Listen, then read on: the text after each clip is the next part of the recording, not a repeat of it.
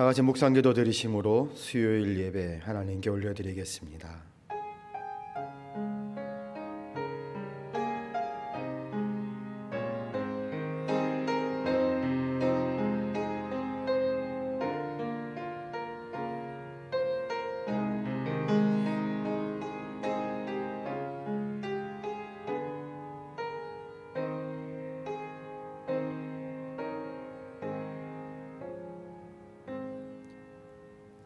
홀로 영광 받으실 하나님 아버지, 우리가 비록 영상이지만 하나님께 온 마음을 드리고 우리의 눈을 하나님께로 향하여 온전한 예배드리게 하여 주시옵소서.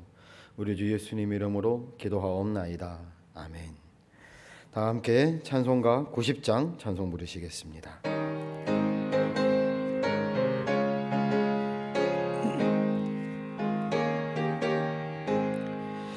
주 예수 내가 알기 전 날 먼저 사랑했네.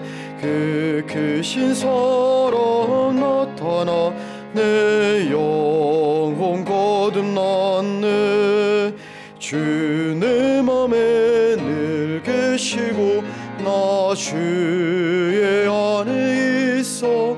저 포도비유 같으니 참 좋은 나의 친구. 내 친구 되신 예수님 날 구원하시려고 그 귀한 몸을 버리사 내 죄를 대속했네. 나 주님을 늘 믿으며 그 손을 의지하고 내 몸과 마음을 바쳐서 끝까지 충성하리. 내 진실하신 친구여 그 은혜 내려주사 날 항상 보호하시고 내 방패 되옵소서. 그 풍성한 참 사랑을 능히 끊을 소냐. 날 구원하신 예수는 참 좋은 나의 친구. 아멘. 하나님 말씀 느헤미야서 10장 35절로 39절까지 제가 가진 성경으로 구약성경 742면입니다. 느헤미야 10장 35절로 39절 말씀까지 한 절씩 교독합니다. 제가 먼저 읽습니다. 해마다 우리 토지 소산의 만물과 각종 과목의 첫 열매를 여호와의 전에 드리기로 하였고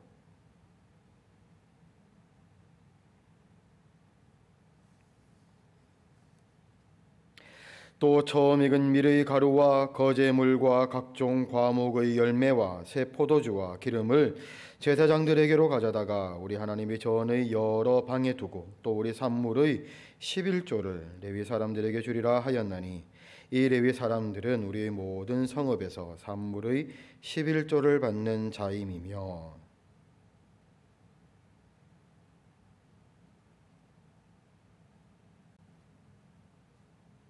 함께 읽겠습니다. 곧 이스라엘 자손과 레위 자손이 거제로 드린 곡식과 새 포도주와 기름을 가져다가 성소의 그릇들을 두는 골방 곧 섬기는 제사장들과 문지기들과 노래하는 자들이 있는 골방에 둘 것이라. 그리하여 우리가 우리 하나님의 전을 버려두지 아니하리라. 아멘. 세상의 구경 중 제일 재미있는 구경이 뭘까요? 세상 사람들이 말하기를 남의 싸움 구경하는 거, 강 건너 불구경 두 개가 세상에서 제일 재미있다 합니다. 남이 싸우고 불로 큰 피해를 입는데 고작 재미만 생각하니 좀 야박하게 들리기도 하고 또 생판 모르는 남의 일이긴 하지만 좀 양심이 찔리기도 하죠. 그런데 사람들이 마음 깊은 곳엔 그런 것에 대한 동경들이 조금씩은 있죠. 우리가 스포츠를 보고 드라마와 영화를 보는 이유도 그와 같은 것입니다. 복싱이나 격투기뿐 아니라 모든 스포츠는 승부를 전제로 합니다. 이기고 지는 것이 핵심이죠. 승리를 위해 모든 것을 불사르는 열정, 이기기 위해 뛰어난 기량과 작전을 펼칠 때 우리는 주먹을 쥐고 거기에 몰입해 들어갑니다. 드라마와 영화는 또 어떻습니까? 주인공들의 평안하던 삶이 갑자기 나락으로 떨어질 때, 그리고 거기에서 고통을 당할 때, 우리는 그들의 슬픔에 공감하고 마침내 주인공들의 고난을 통과해 행복을 쟁취할 때 우리도 똑같은 행복감을 맛보죠. 연극을 연출하시는 어떤 분이 예전에 세상 제일 재미난 구경이 남싸움하는 거랑 강 건너 불구경이라는 이야기가 인간성을 비하하는 청박한 얘기라 여겼다가 학생들을 가르치다 보니까 생각이 바뀌었다는 글을 읽은 적이 있어서 소개해 드리려고 해요. 그분이 말하길 불이라는 건 그 자체로 엄청난 스펙타클이라는 겁니다. 사람의 마음을 확 잡아끄는 요소가 있다는 거죠. 옛날 우리 어르신들 불을 떼던 기억이 있으실 겁니다. 아마 저도 어릴 적요, 저희 할머니가 쇠죽을 끓이려고 이렇게 짚을 이렇게 모아 가져가 불을 뗐거든요. 할머니 옆에 앉아가지고 10분이고 20분이고 30분이고 그 불이 그 짚을 태우고 사그라드는 걸 이렇게 봤던 기억이 아직 잊히지 않아요. 요즘 사람들이 캠핑이라는 걸 많이 하는데 캠핑 가서 제일 치유되는 시간이 뭐냐고 물으면 모닥불 피워놓고 그거 보고 멍하니 보고 있는 거, 요즘 말로 그걸 가지고 불멍이라고 한다. 불 보고 멍하니 있다고 해서 그게 제일 치유되는 시간이라고 얘기해요. 일렁거리며 타오르는 불꽃을 보는 건 그 자체만으로도 재미있다는 거죠. 이 연극하는 분이 말하길 불이 붙고 불꽃이 자라고 열과 빛을 내뿜고 허공을 삼킬 듯 사납고 고요한 춤을 추다가 어느덧 사위여 땔감의 시신을 남기고 사라지기까지 그 모든 과정이 훌륭한 퍼포먼스이며 이야기와 볼거리로서 연극을 함축한다고 합니다. 그런데 이분이 말하길 이 불구경에서 가장 중요한 것이 강 건너라는 조건이래요. 강 건너라는 위치는 물이 있으니까 이 불이 물을 건너오지 못하잖아요. 그래서 이 강 건너라는 위치는 안전함을 담보하는 것이며, 그렇게 적절한 위치에 있을 때 고통에 압도되지 않고 이 불이 만들어내는 드라마를 느끼고 생각할 수 있다라고 얘기하더라고요. 그래서 사람이 연극을 안전하게 보고 연극이 주는 그 드라마를 온전하게 느낄 수 있다고 말입니다. 그 글을 읽고 어느 날 라디오에서 들었던 한 영화 평론하는 분의 이야기도 생각났어요. 그분이 말하길 어떤 분이 이 글을, 감독의 글을 인용했는데 어떤 감독인지는 제가 잊어먹었어요. 우리 인생은 시간과 공간으로 된 상자다. 영화는 거기에 난 창이다. 라고 했는데 저는 그 말에 참 공감이 되더라고요. 영화나 드라마를 본다는 건 안전한 내 삶의 공간에서 머리를 슬쩍 내밀고 다른 사람들의 삶을 살짝 내다보는 거구나. 그렇게 다른 사람들의 삶을 안전하게 바라본 뒤 다시 내 자리, 내 상자 모퉁이에 앉아서 내 삶을 곰곰이 생각해 보는 것. 그런 게 영화나 드라마 혹은 스포츠 게임을 즐기는 이유가 아닐까 생각해 봤어요. 그러고 보면 성경을 읽고 이렇게 말씀을 듣는 것도 이와 비슷하지 않을까 생각을 해봅니다. 위태롭고 그러기에 강렬한 성경의 여러 이야기들을 안전한 우리 삶의 영역에서 읽고 듣는 것이 우리 삶이 얼마나 위안이 되고 도움이 되는지 말입니다. 흔히들 훈수 둘 때 실력이랑 진짜로 하는 실력이랑 다르다 얘기하죠. 당사자가 되면 자기 객관화도 되지 않고 또 급박한 상황을 해결하다 보니까 크게 못 봐서 이 판을 그르치는 경우가 많죠. 그런데 훈수 두는 입장에선 멀찍이 떨어져서 큰 그림을 볼 수 있으니 더 나은 실력을 보일 때가 많다는 겁니다. 어찌 보면 성경을 읽고 설교를 듣는 우리들이 이런 훈수꾼의 위치가 아닐까 생각해 봐요. 당사자가 아니기 때문에 더 잘 볼 수 있고 그 상황을 보다 더 객관적으로 볼 수 있기 때문인 거죠. 그런데 중요한 건 우리가 훈수꾼에만 머물러서는 안 되겠죠. 훈수를 잘 둔다고 그 사람을 실력자라고 얘기하진 않아요. 중요한 건 본인이 당사자가 되었을 때 잘해야 하는 겁니다.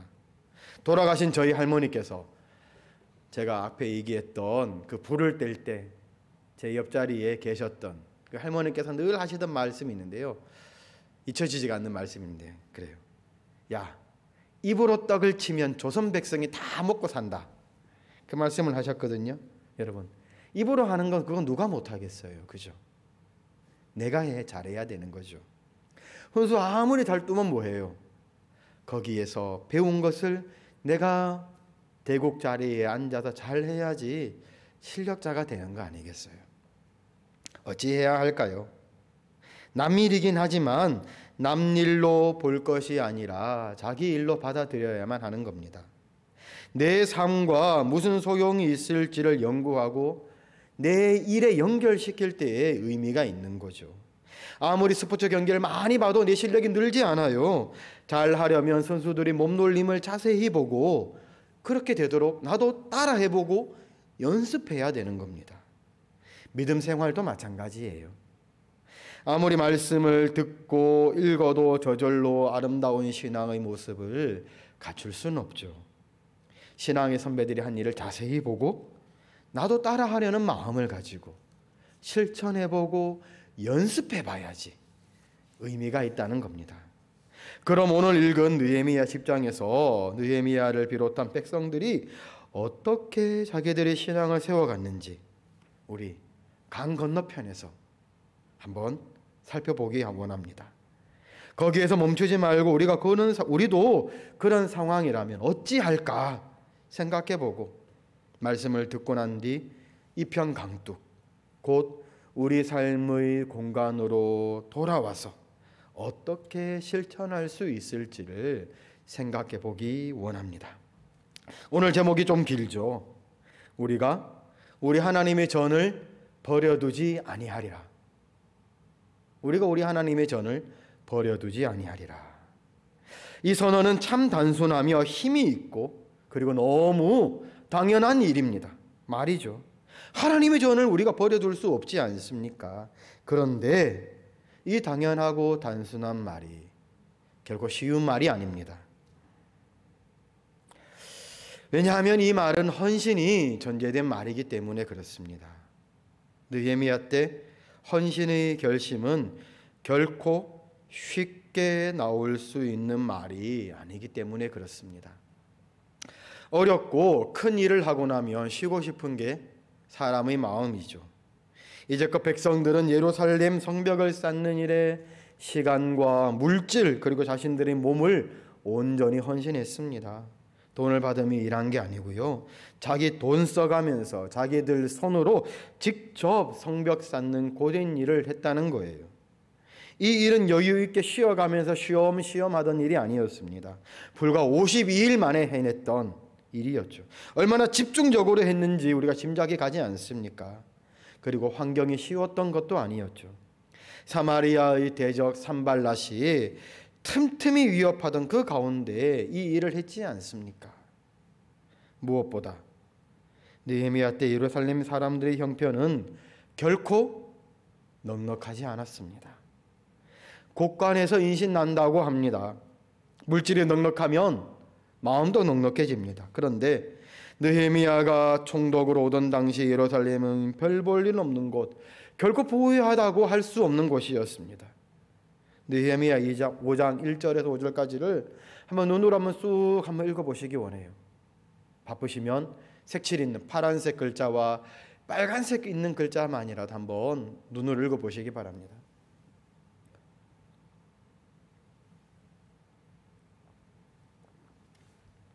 뭐라 그래요? 흉년이라는 거예요. 양식을 얻어먹고 살아야 된다는 거예요. 밭과 포도원 집을 저당 잡혔어요.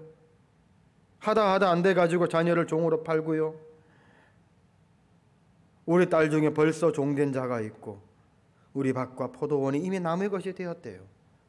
근데 자기들에게는 아무런 힘이 없대요.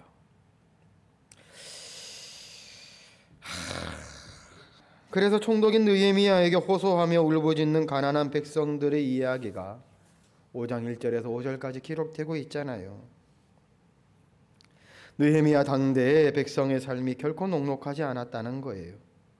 우리는 지금 이 편, 강 건너편에서 우리가 우리 하나님의 전을 버려두지 아니하리라 했던 백성들의 다짐을 마음 편히 보고 있지만 강 저쪽 편 이스라엘 백성들은 정말 큰 결심하고요, 이빨 꽉 깨물고요, 두 주먹 꽉 쥐고 저 말을 하고 있다는 거예요. 우리가 저들보다 나은 게 뭘까요? 우리는 훈수꾼이잖아요.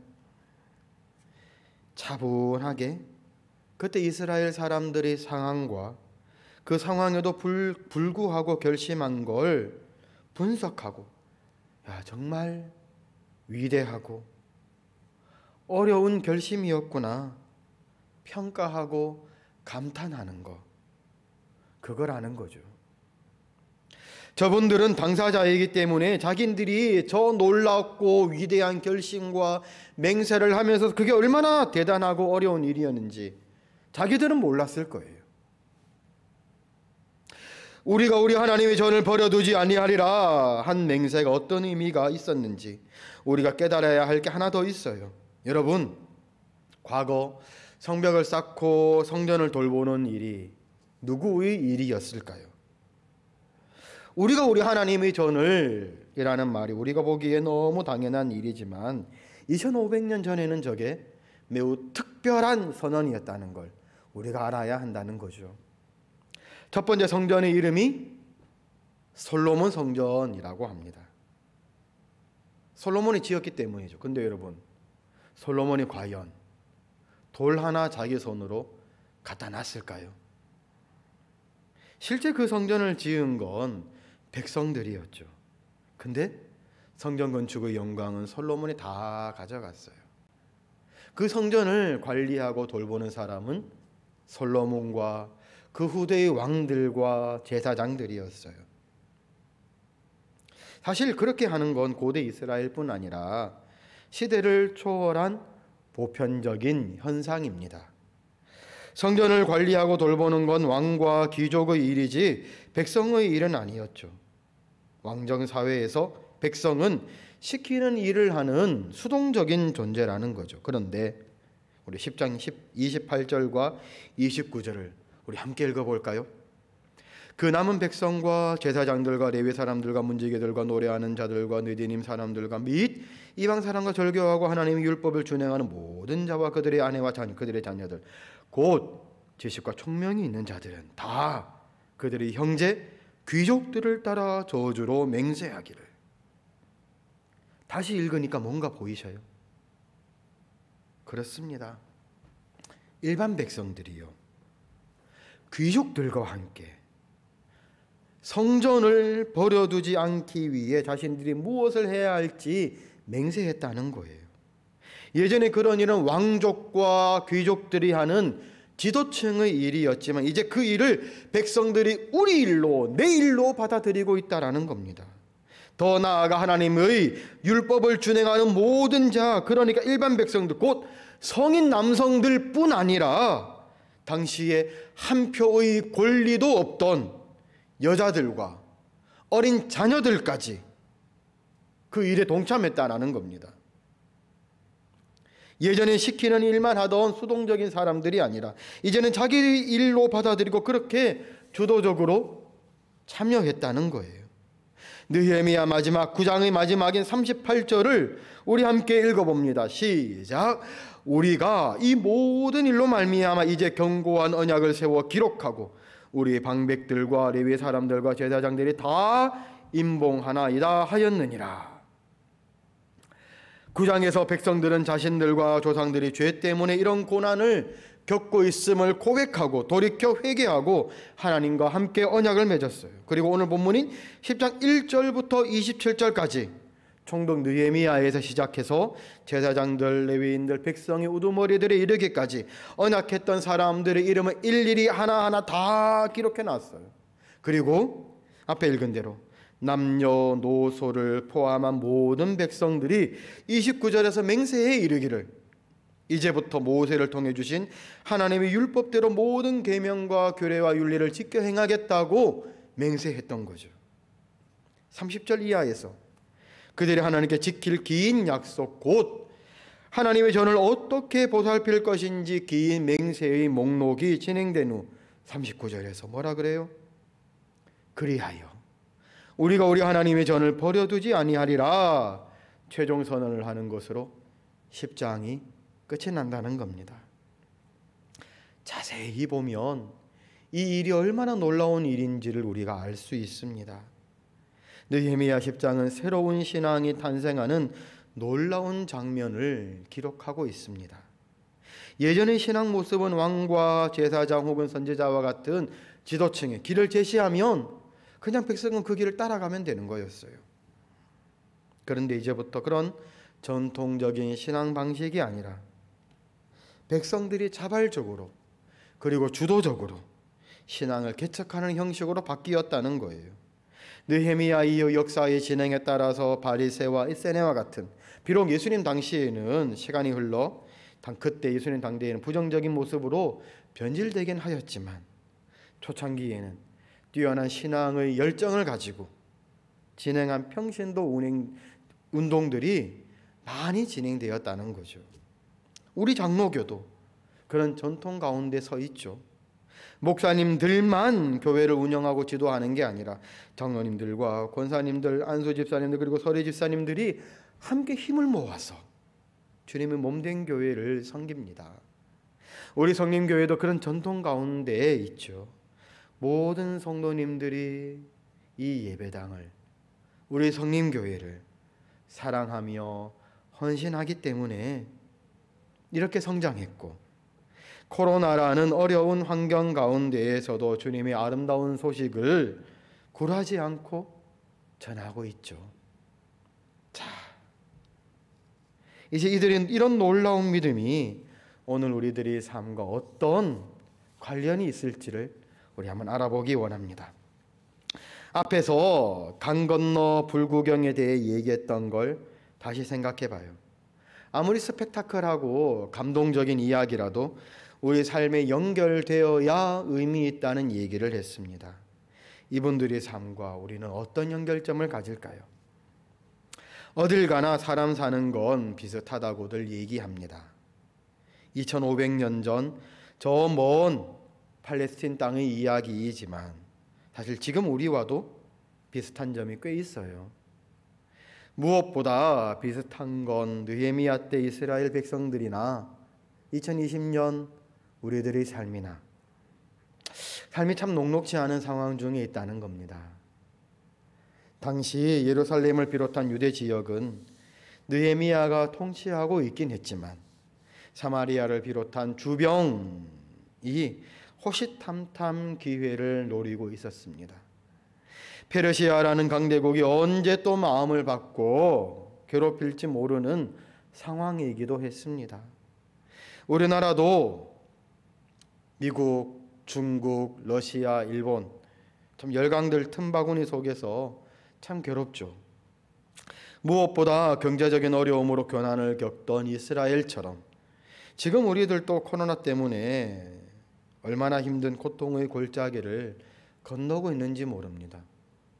코로나가 없던 시절에도 힘들어 죽겠다 했는데 정말 코로나가 있으니까 정말 죽겠다라는 말도 나오지 못하는 마른 수건을 쥐어짜는 듯한 공공함 가운데 있는 우리 믿음의 형제자매들이 얼마나 많은지 참으로 안타깝습니다.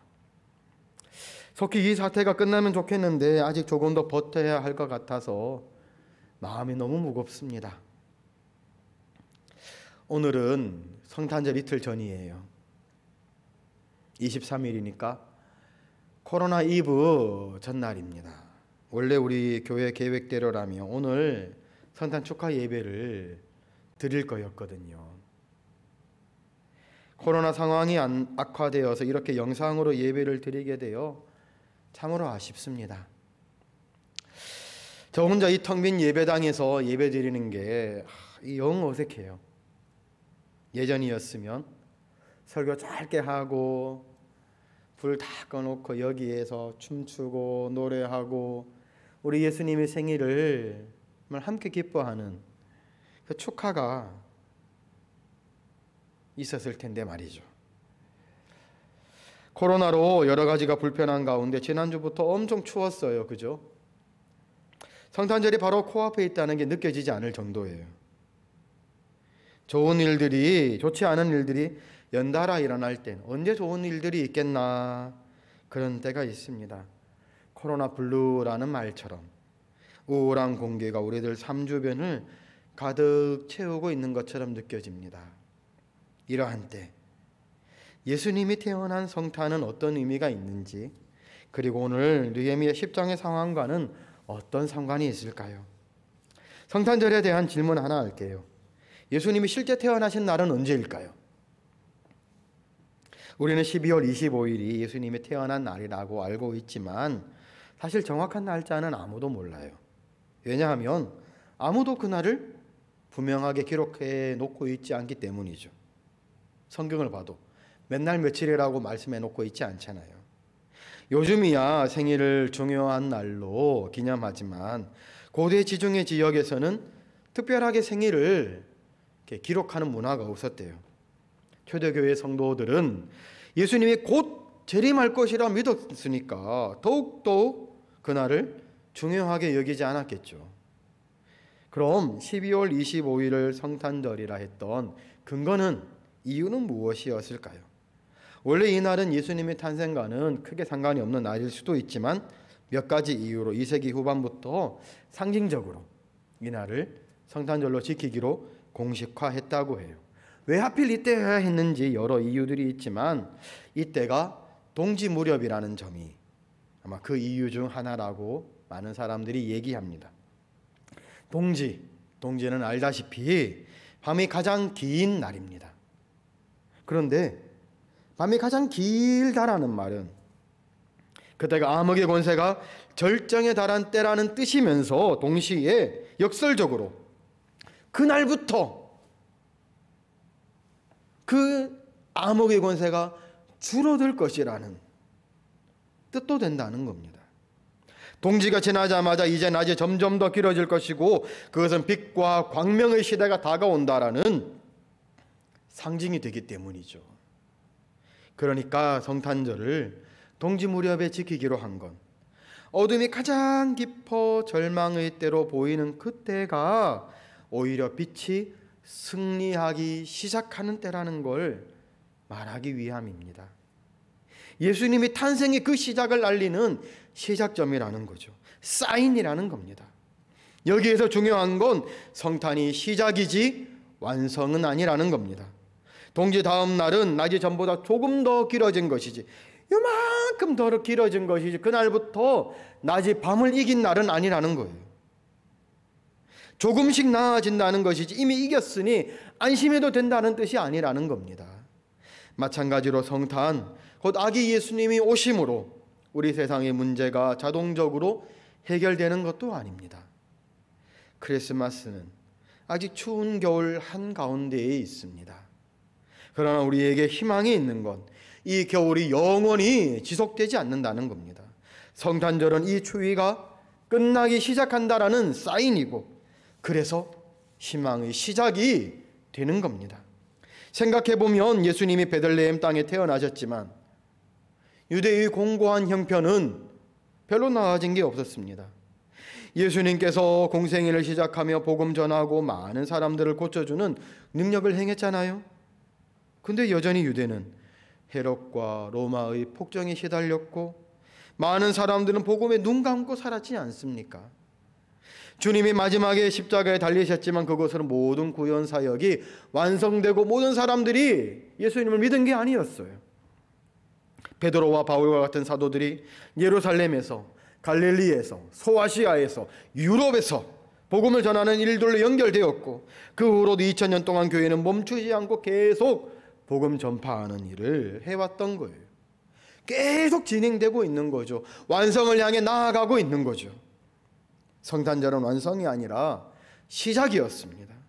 성탄절은 우리에게 승리할 수 있다는 희망이 주어진 것이지 그 자체로 만능 열쇠는 아니라는 겁니다. 우리가 하나님의 사랑에 반응해 성령님의 강권적인 역사하심 가운데 복음을 받아들이고 하나님이 일을 할 때 성탄의 뜻이 완성되어져 간다는 겁니다. 우리 신앙의 선배들이 그렇게 살아왔기에 이렇게 주님이 몸된 교회가 이루어져 올 수 있었던 겁니다. 그럼 우리가 할 일은 무엇일까요? 다시 한번 느헤미야 10장으로 돌아가 봅니다. 강 건너 불구경이 우리에게 의미가 있으려면 우리가 그곳에서 무언가를 배워야 되고 적용해야 하고 실천해야 한다는 거죠. 성경에 쓰인 것들은 우리 세계 너머의 것입니다. 그러나 성경은 하나님께서 우리에게 선물로 주신 것이기에 그 안에 기록된 사건들 가운데엔 우리가 보고 배워야 할 것들로 가득 차 있습니다. 성경엔 우리에게 쓸모없는 것들이 허투루 기록된 것이 하나도 없기 때문이죠. 우리처럼 고난과 절망의 시대를 살아가던 이스라엘 사람들이 어떻게 그 절망을 이길 수 있었는지 말씀을 통해서 우리는 배우고 이길 수 있다는 겁니다. 10장 30절 이하에서는 모든 백성들이 그들의 형제 귀족들을 따라 여호와의 모든 계명과 규례와 율례를 지켜 행하기로 저주로 맹세한 것이 다음과 같아요. 너무 길어서 다 읽지 못하겠지만 30절부터 39절까지 우리 눈으로 한번 보겠습니다. 30절, 31절 말씀, 32절, 33절 말씀, 34절과 35절 말씀, 그리고 36절과 37절 말씀.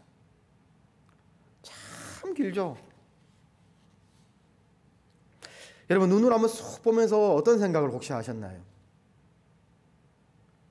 정말 세세하고 구체적으로 자기들이 할 일을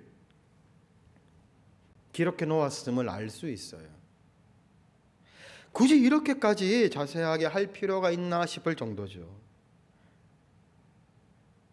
그러나 성경이 그렇게 한 데엔 다 이유가 있습니다.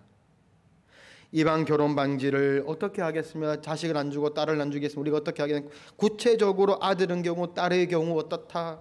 그죠? 안식일을 어떻게 지키겠다. 희년 준수를 어떻게 하겠다.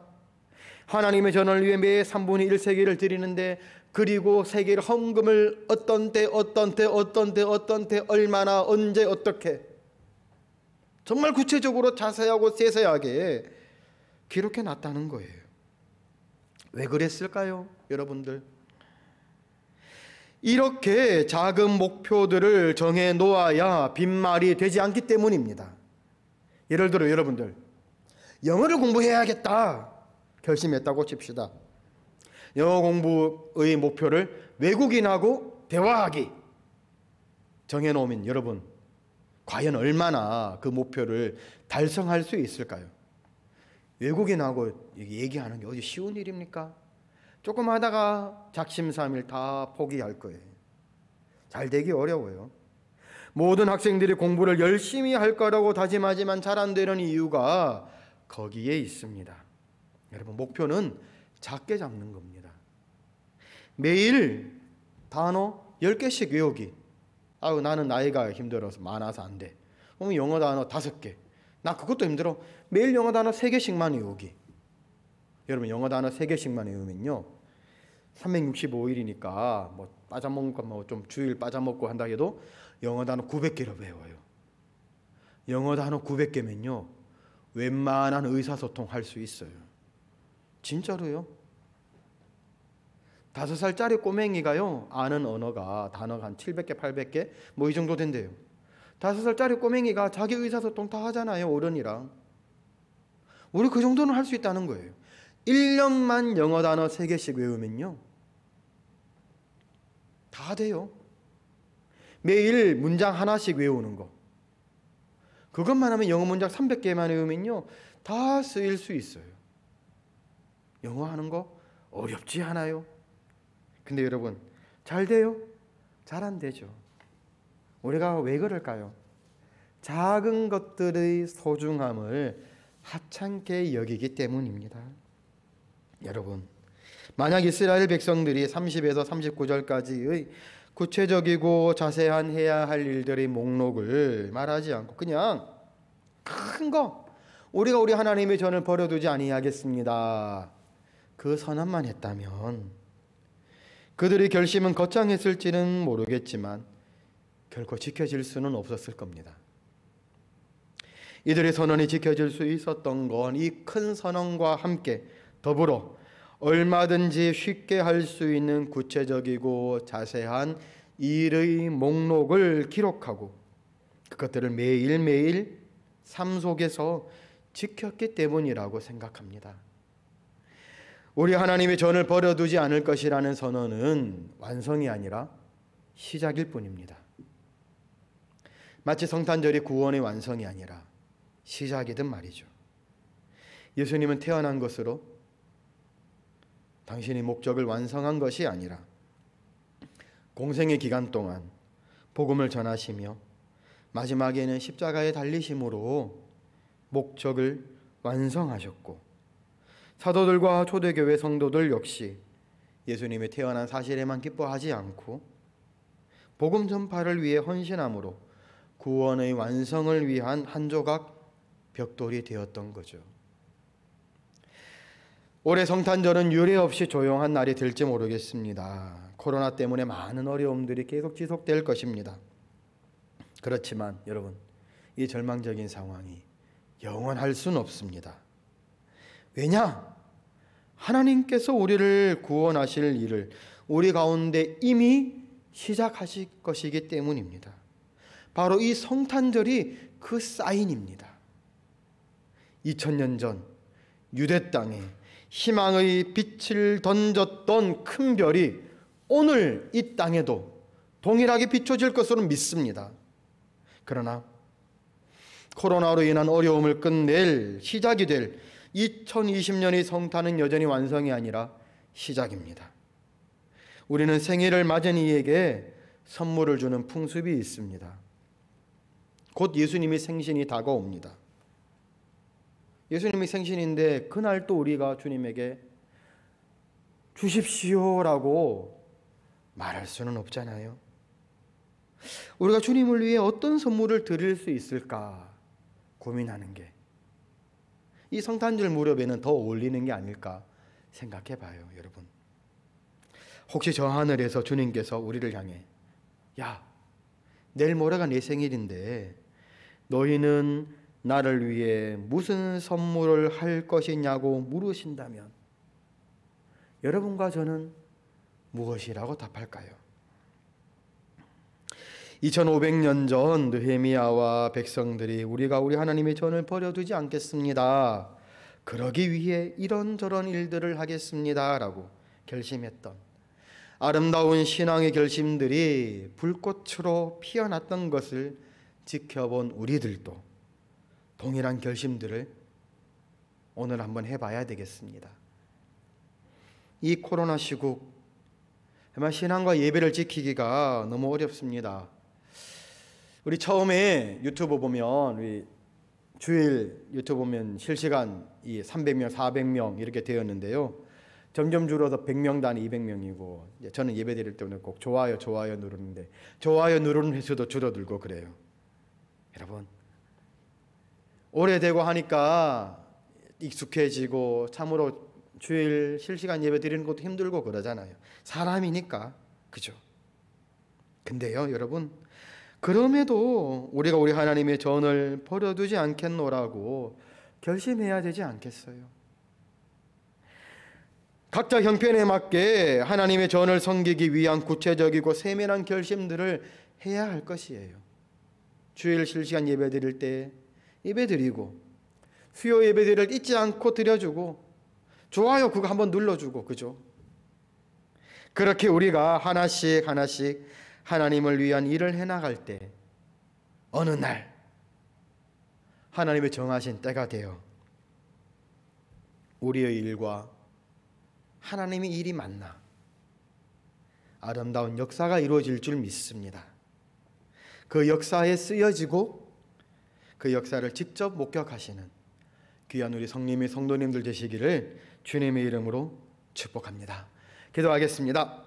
우리 희망의 근거이며 시작인 예수 그리스도를 간절히 기다리는 이 한 주 되게 하시며, 주님을 위해 우리가 매일 적은 것이라도 약속을 지켜나가길 다짐하게 하소서. 겨울이 되어 더욱 기승을 부리는 코로나를 잠잠케 하시며 이 나라와 온 세상에 예수 그리스도의 평안과 은혜가 충만케 해달라고 우리 두 가지 기도 제목과 함께 한 목소리로 1분 동안만 기도하시겠습니다. 기도합니다. 하나님 아버지, 우리 주님의 성탄을 오늘 우리가 기뻐하며 미리 기뻐하며 말씀을 읽고 주님이 오신 그 성탄의 뜻을 생각하게 하신 감사합니다. 하나님, 정말 예수님만이 우리 희망의 근거이며 예수님이 오심으로 말미암아 우리가 살게 되었고 영원히 어둠이, 절망이, 죄악이 우리를 다스리지 못한다는 사실을 깨달아 알게 함을 감사합니다. 그러나 하나님, 이것은 단지 시작일 뿐이고 우리가 주님의 손을 붙잡고 함께 나아갈 때에 주님의 구원을, 주님의 승리를 이루어 갈 것임을 우리가 말씀을 통해 또다시 깨달아 알았습니다. 주님, 거창한 약속이 아니라 작은 것, 우리가 매일 적은 것이라도 주님께 약속하고 그 약속을 지켜나가는, 그래서 하나님이 일을 이루는 자들, 귀하고 복된 자들 되게 하여 주시옵소서. 겨울이 되어서 코로나가 더욱더 기승을 부리고 있습니다. 아버지 하나님, 정말 많은 성도님들과 세상 사람들이, 온 지구촌이 코로나로 인하여 눈물을 흘리고 많은 사람들이 죽어가고 고통받고 있습니다. 불쌍히 여겨 주시옵소서. 우리나라를 지켜주시며 전 지구촌을 하나님 불쌍히 여겨 주시어서 하나님 속히 이 코로나가 종결되고 아버지 하나님 지혜를 허락하여 주시어서 방역 당국과 모든 나라들의 지도자들에게 하나님 지혜롭게 이길 수 있는 힘과 용기를 주시옵소서. 우리 그리스도인들이 하나님 더욱더 무릎을 꿇고 기도하는, 그래서 우리 하나님께서 이루실 아름다운 일을 보고 하나님을께 영광 돌리는 귀하고 복된 역사가 있게 하여 주시옵소서. 우리 주 예수님 이름으로 기도하옵나이다. 아멘. 아멘. 다 같이 찬송가 122장 찬송 부르시겠습니다.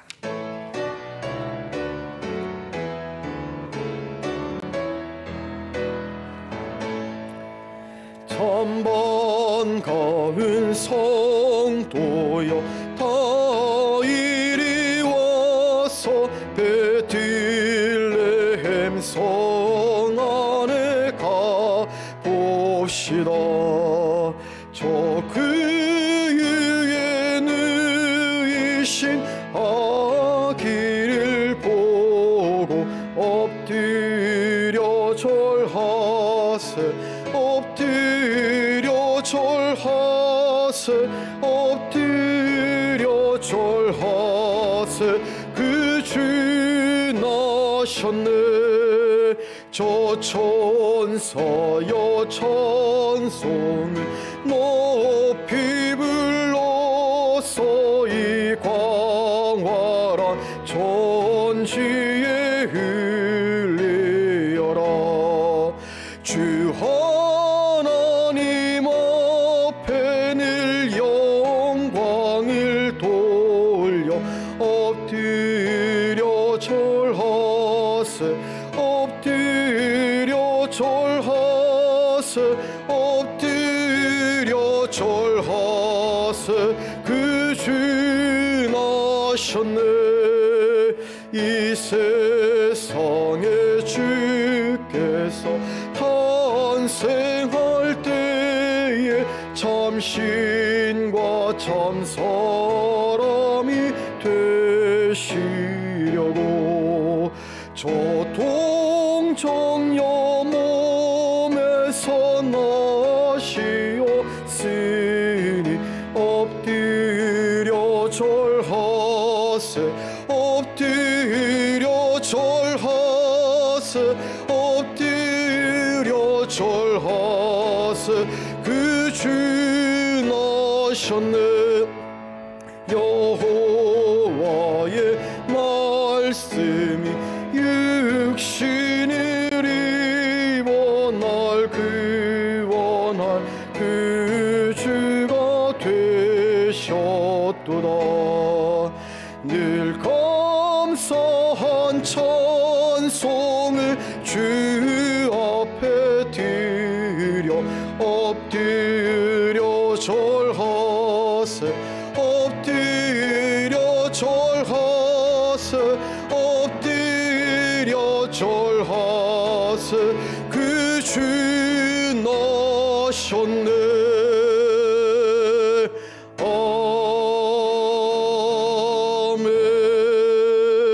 아멘. 다 같이 축도하시겠습니다. 지금 우리 주 예수 그리스도의 은혜와 하나님 아버지의 크신 사랑하심과 성령 하나님이 축복케 하시고 교통케 하시고 충만케 하시는 능력이 성탄을 앞두고 우리 주님의 태어나심을 기뻐하며 선이 악을 이길 것을 기대하며 주님의 구원을 완수하기 위해 한 걸음 한 걸음 자신들의 귀한 것을 바치기로 다짐한 모든 성도들의 머리 가운데 이제로부터 영원까지 함께 있을지어다. 아멘.